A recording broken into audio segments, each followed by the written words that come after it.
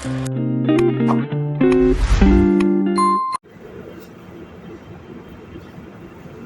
жігіттер, бүгүнчө 8 март 3 күн башталып атат. Бүгүн биз как обычно талапка чыккан жокпуз. Бүгүн бир аз кечирээк үйдө отуруп, тияк кылып, эртең менен чыкканда воскресенье майрам күнү толук деле болбойт болуш керек деген ушундай момент менен чыккан жокпуз. Бүгүн көрө жатарбыз кандай болот иштер. 8 мартта деле иш катуу болуш керек эле, бирок мен акыркы бир жарым жылдан бери байкап жүрөм да. Яндекс группадай көп иштесең көп табасың деген моментти алып салгандай да. Баарына теңдештирип эле, баарын бирдей карагандай болот да. Мен мисалы үчүн 15 саат иштеп 18.000 таапы кирип кеткен андай болбой атат да. Примерно бардыгына бир саатына 1000 рубльдан берип отурушат да. Эми бир исключительный бир ситуация бар да болуп атат. Мен ушундай башта жетишпеген маалда же болбосо жанагындай бир майрамдарда каарайбай калып жаап мындай машинага чыкпай жетишсиз болгондо ушундай. Бирок мындай средний показательде бардыгы бирдей эле да. Так что жигиттер, бүгүн 8 март, көрөлү канча акча болот экен, канча саатта болот экен. Бүгүн эми татаал иштегенде аракет кылайын. Не дегенде эми эртең выходной да. Эртең выходной эми баары иштегичте болсо да акча болсун деген ойдо. Рейтинг кирчү жерине кирип кетиптир. Сен айтып отуп эле жакшы эле. Кече бир далбанды алып баргам да. Андан кийин ошондо түштү окшойт.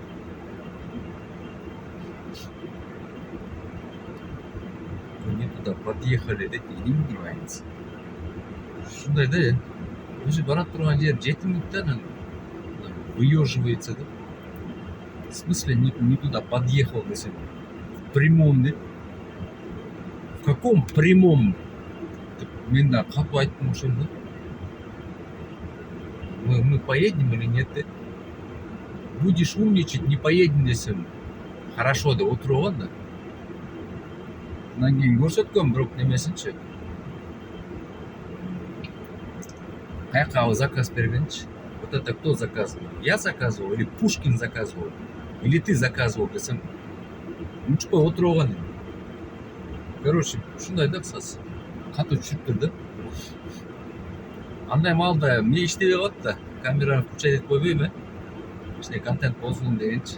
Жаман ой, андай жок да, ой. Мындай тас эле. Мен деле мындай резкиймин да. Биринчи баштабайм да, анан баштасам чыктап мен да такып туруп алам да. Мен, короче, сөзгө эле кирип кеттим окшойм, мындай саламдашуу деген мен да жок окшойт дейм. Ассаламу алейкум, жигилер. Мондай билесиңби, мондайды? Мондайдычы. Ким сагынды мондайды? Ассаламу алейкум, жигиттер. Баарыбызга Кудай тынччылык болсун деп баары тамаша, гүлүү, күндөркү дегендер өзүнүн чегимен болсо эмнеге болбосун да? Болуш керек да. Так что 8 март саат канча болду? Саат билбейм, бияка настройкада көрүп калгам. Саат 7-ден 44-тен пока алып берип болчу 8 болду. Мен да рейтинг көрүп калгам. Кыскасы ошондой. Экрандан алыстабай карап турууга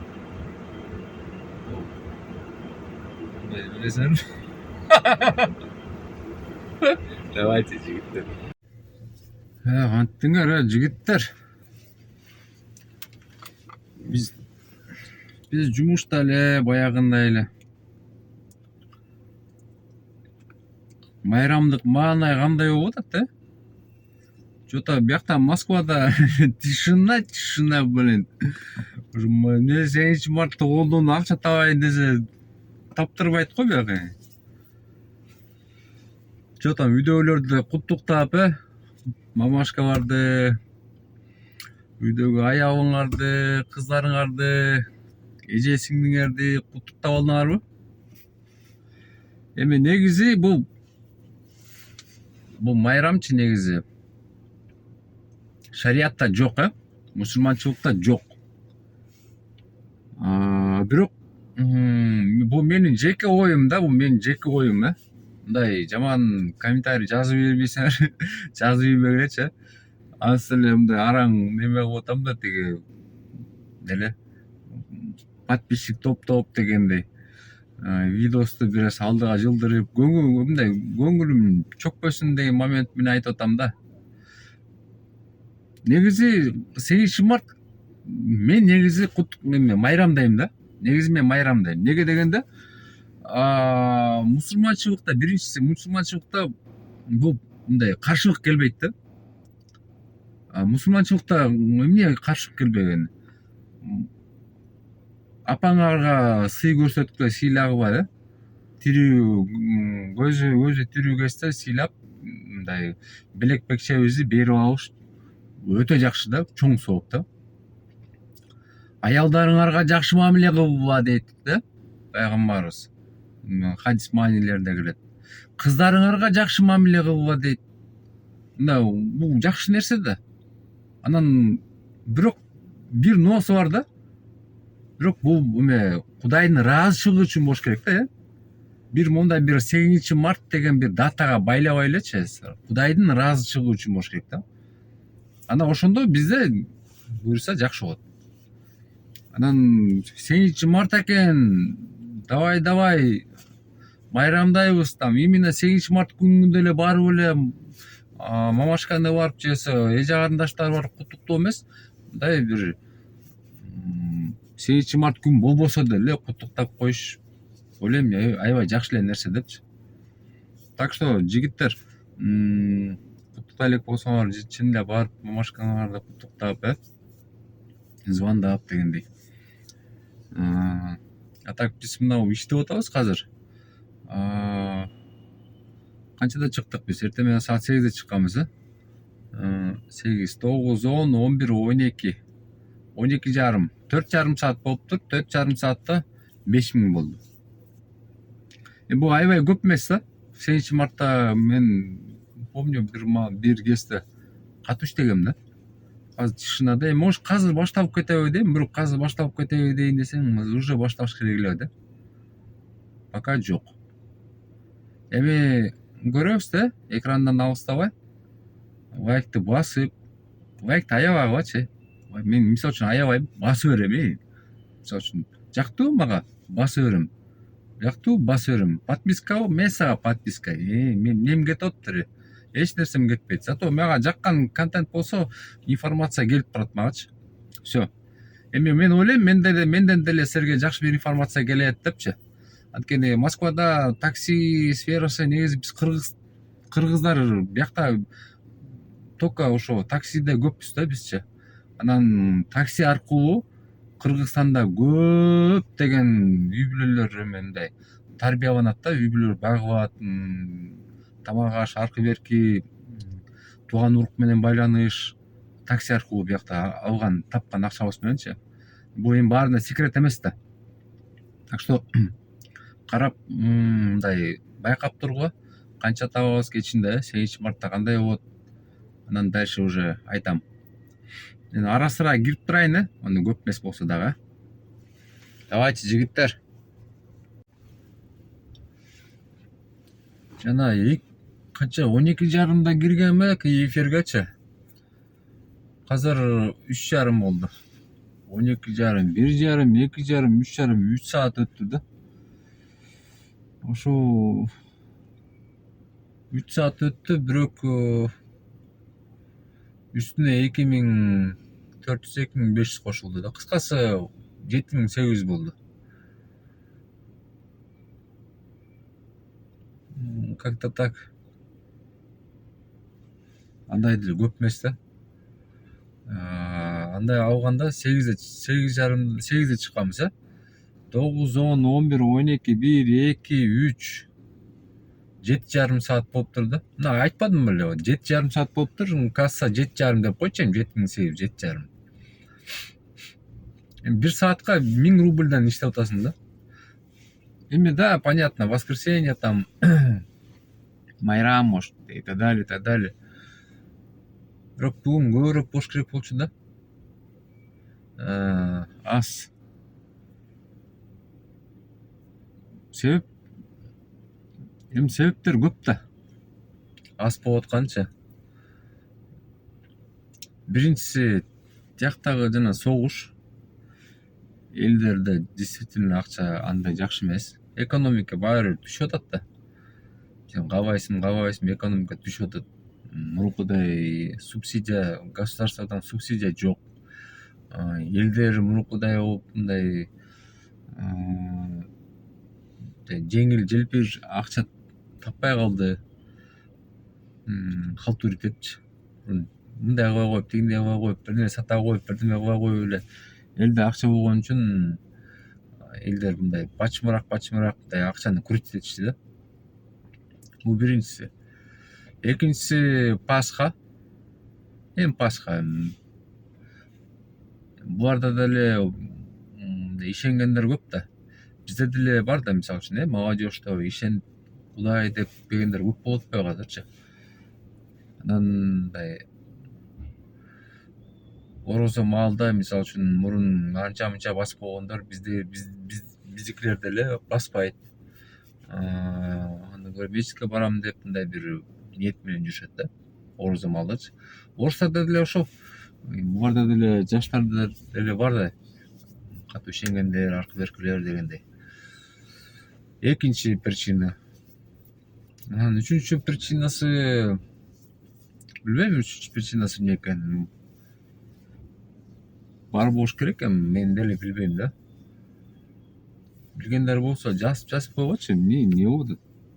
Болбойбу, движение баштабабы? Азыр могу район Чертаново келип калдык. Пражский. Эгер биякта жана таксаман бар го, канал. Ошонун немеси, офиси жакын, бияка жакыныраак экен. Ошонун офиси бар эле. Аякта катуу иштедик. Эле кыжы кужу аля уля болуп вообще биринде жакшы иштедик. Азыр ошол келип эсиме келип атпайбы? Аманчик, красавчик. Паркта жакшы иштетти, жана немеден чалынып кетти да. Фонд ачам депчи. Аман өзү өтө жакшы го. Порядочный парень. Биздин казыр деле саламыбыз түз. Нет, алло деп турабыз. Братан деп сыйлап турат. Жолуккан жерден чай ичип турабыз дегендей. Кыскасы ошол. Жигиты. Я вас всех люблю дегендей бар го. Саатына 1000ден. Кому интересно, тому интересно, да? Анан дагы буюрса итог кандай болуп кетет, дагы көрө жатарбыз, Мен иштейин. Жумуш жок деп набылбай иштейин. Определенный обязательства бар, ошолорду кылыш керек. Ой. 8-марттыңар менен. Так, сказал бедняк.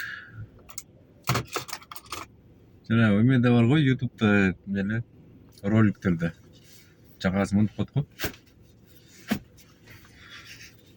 Мондай го. Кыскасы биз буюрса пока иштебиз. Так, саат почти 6 болду. Ошондо эртең менен саат 8-де чыкканбыз, 10 саат болду. 10 саатта, я как и говорил, 10 саатта азыр 10.800 болуптур да. 1000 рубль да. ошо мен кылган анализдерим боюнча ошо 1000 рубль чыгып атат К+дачы. Анан берки экономдоо эми билбейм, алар кандай болуп иштеп атышат. В принципе алардыкы деле мындай эконом, комфорт плюс товардыкы бирдей эле болот да, заработок бирдей эле болот. Бирок тапкан акыркы итог ошо бирдей эле болот да. Бирок неме эми комфорт плюста бир аз адамдар башкачараак да, кичине болсо дагычы. Биякта дагы долбан жиндилер да бар. Эми баары бир экономго салыштырмалуу аз да. Ошол эми азыр пока на работе, азыр мына ооз ачканга бир аз азыр даярданабыз. Эми ооз ачканда чо азыр магазинден бир нерсе алып шам шум этип алабыз да. Анан кийин үйгө барып, анан кийин жакшылап отуруп ооз ачабыз да. Бияктан деле азыр жакшы эле ооз ачам. Конфет, там туда-сюда дегендер бар менде. Сладость. Бир мындай мучной бир нерсе алып жеп алыш керек да. Так, ошол. Эртең менде выходной буюрса, я постоянно стараюсь по понедельникам отдыхать, да. Тем более эртең праздничный, то есть выходной день-де эртең вообще Москва 0-0 болот да. И биз дагы буюрса эс алабыз. Бирок бүгүн до конца иштейин деп атам да. До конца. Бизде Кыргызстанда жакшы сөз бар го. До конца. До конца. Так что тияк Кыргызстанда айткандай до конца. До конца эмес да, яктачы. До конца. До конца. Анан ошондой. Мындай общем эле мындай чыгара бербей да. Эмкисин итог кылып эле чыгарып коеюн да. Ошондой понятно болот да. Жана бир кемпирди алып келдим да, ит мененчи. Меники домашний животные включен, да, перевозка. Анан бир ит менен отурду, ё-май, итин көрсөң эми оюнчук сыяктуу да ит да, кичинекей эле сыяктуу да, мындай эле ит да, мындай да. Анан ухаживать эткенге чё, сколько отдаете десем, в 3-4 месяца раз стригемся дейт. Ошо стрижка обходится 4000 рублей, говорит. Потом бирдеме, дагы бирдеме деп эле айтып атты да. То есть не дешевая, как забава, да. Анан болгондо дагы мындай член семьи экен да булчу. Блин, анан дагы бир нерсеси бар экен. Собачка спит со мной на кровати. Мы вместе на кровати спим ночью. Блин, мындай ойлонуп мээ бир аз мындай тегеренип кетесиз да, эмнеңдир элестеп. Бизде ё-моё, не деген шумдук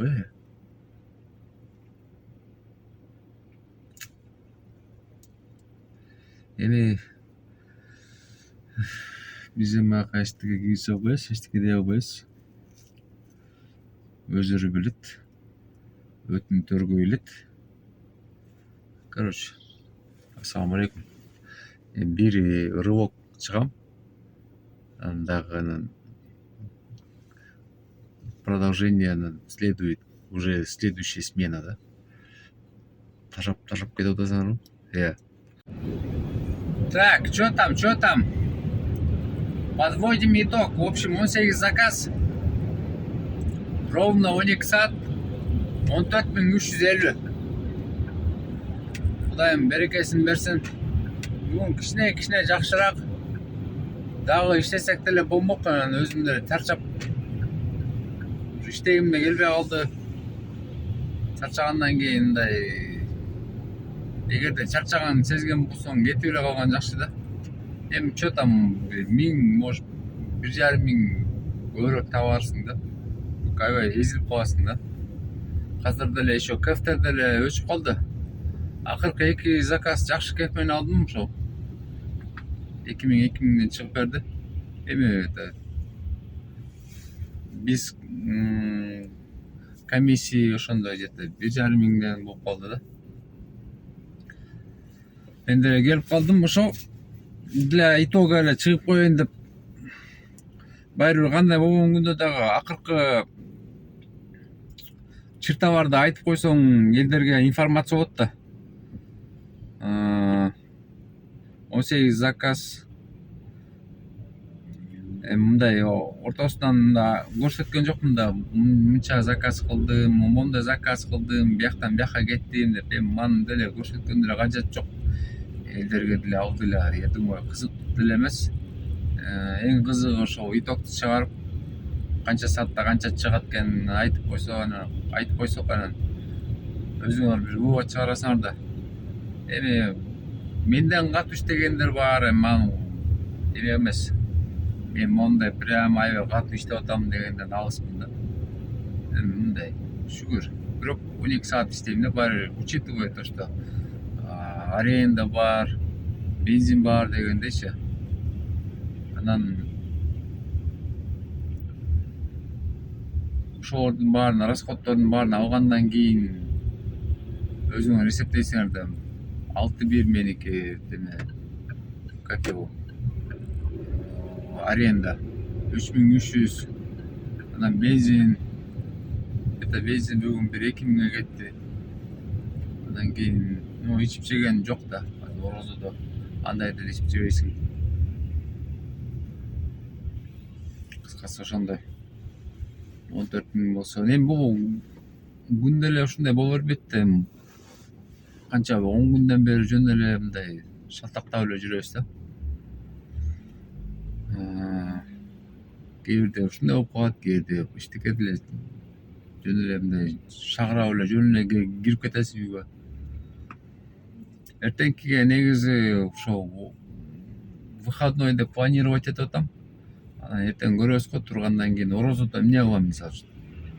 Балким чыгып деле кетем да. Так что жигиттер аман эсен. Эртеңкиге ошо ойлоп атам, комментарийлер жазып атат да, барсам болот эле, кандай кылсам деп. Ошолорго бир эмне керек, кандай керек, эмне документ керек, ошол жөндөрдө да бир чыгарып койсом деп атам, информационный бир блок кылыпчы. Балким бирөөгө пайда болуп калат. Билгендерге эми бул, конечно, эч эмес. Аларга тиешеси жок да. Эми баары билсең деле давай деп койсоң деле, в принципе, мындай информация үчүн керек да. Аман эсен жигиттер. Ыраазычылык, лайктан басып, подписка болуп аткан үчүн вообще классно. Баарыңарды I love you. Дебелечи, I love you да баарыңарды. Жакшы.